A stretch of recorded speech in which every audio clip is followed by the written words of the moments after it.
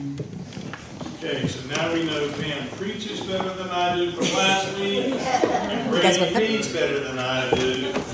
This is just not good for my confidence level here. There was a couple of evangelists who were discussing how they tended their flocks. And one of them said that, he said, you know, I use the 3F method. The other one said the 3F method. He said, yeah. He said, first I find a TV station that will broadcast my message. So I find one. He said, well, what's the next step? He said, well, then I preach good biblical sermons. So I feed my sheep. He said, I find a place to carry my message. I preach good biblical sermons that will feed the sheep. He said, well, what's the last step? He said, that's when I fleece them. And isn't that the truth? You get a lot of TV evangelists that just want to fleece people on. You see that sometimes they seem to care more about their money, how much money they're going to make, than tending to the flock. And we see it all too often. And Jesus today is using the analogy or the example of a shepherd, the good shepherd. Now, any shepherds in here? Anybody have sheep? No? Okay. It's not real prevalent in our time today that we know about, so we can't really relate to this. But in Jesus' time, it was a prevalent way of earning a living. So the people who were there, those who were shepherds and those even who weren't, were very familiar with the relationship between the shepherd and the sheep. And so Jesus uses this analogy to speak to them, but he also speaks to us today. And I think if we look at the story, we're going to find ourselves in the story. Now, obviously, Jesus says he's the good shepherd, so that job's taken. So where else in this story would you find yourself? The sheep. You're the sheep. That's right. You're the sheep. You're the sheep. You know, and a lot of people think that sheep, you know, you picture the little lambs, aren't they? They're so cute and pretty. Like Mary had a little lamb and a bow, and yeah, so cute and cuddly. But Jesus didn't say lambs. He said sheep. Okay. And I just want to let you know that sheep are some of the dumbest animals on the planet. They'll follow something right off a cliff. Follow the leader right off a cliff. They can't think for themselves very well, and they're just, you know, I don't want to be discouraging, but they're just not bright.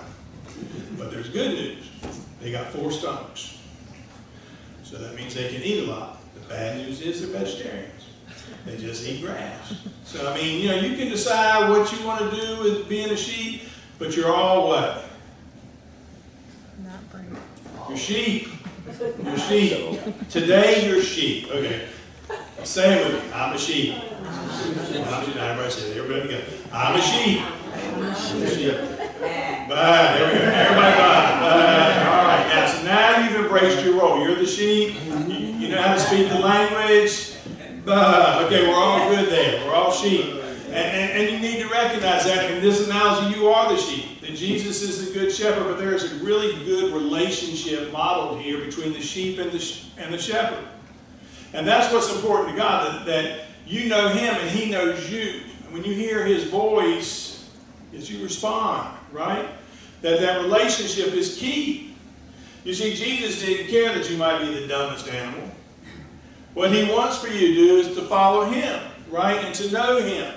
And Jesus speaks about being the gate. And if you know anything about it, we've spoken about it before, there's 2 types of places that were kept. One's out in the pastures and the fields. They find a spot that was kind of high-rise, I mean, not high-rise, but almost like a wall around where they could put the sheep, and the shepherd would lay across the only entranceway to it, so that if someone came, they would have to get through the shepherd to get to the sheep, so he could protect them from all things that were coming to harm them. The other thing is, they would take them into the village or the city or the town, and they would put them in a common pen. And somebody would watch over their sheep at night while they left. And it talks about the sheep know his voice. You see, they weren't branded or they weren't marked. When the shepherd came in and he would call them, they would come because they recognize what? His voice. And you see, when we're walking through life, we need to keep our ears open for what? His voice, right? So when we hear his voice, we know who to follow. And when we don't hear his voice, we know who to what? Stay away from, right? If Christ isn't in it, then you don't need to be in it. And if he calls you to go and do something, you need to have the ears to what? Hear. Amen. But the question is do you have those ears? So I have ears, but do you have those ears? The ears that listen for your name to be called, the ears that say you need to be active in this, the ears that say you need to speak up or speak out, do you have those ears? Or do you just have ears? You see, there's a difference, isn't there? It's like there's a difference between listening and hearing. Right now, all of you are listening, but not everybody is hearing what I'm saying. Right? I can sit up here and talk all day, and you can listen and take nothing out of this place that I said because you didn't hear it. You just listened. So when we're talking to others, we need to make sure that we are hearing what they say. When we're listening to God, we need to do more than just listen. We need to hear what he's saying and then react to what he is what? Telling us. That's right. If he says, let's go, we're going out to the pasture to get some food, you don't be left behind, do you? We use the analogy all the time of being sheep. I know you all know. If I said, the Lord is my shepherd, you know that, right? Where do you hear that at? 23rd Psalm, right? We all know that. We hear it every few. 23rd Psalm. It's a shame it's not preached and spoken of beyond that because it's really a living verse. It's not for the... We find comfort in it at funerals, but it's really for the living. Right? To give us courage and hope for the day. To strengthen us. To know that our God walks with us. You see, the shepherd knew the sheep, and the sheep knew the shepherd. And the thing that's important is that the shepherd, as Jesus points out in the scripture, is willing to lay down his life for us. And that's what he did on a cross, didn't he, when he came and paid for our sins, excuse me. He laid down his life for us, his sheep. Did he lay it down for some of the sheep? All the sheep. You see, he just didn't lay it down for you. He laid it down for everybody out there. He's all-inclusive. And what he's saying is I'm going to lay down my life for you because what? You matter. You're important.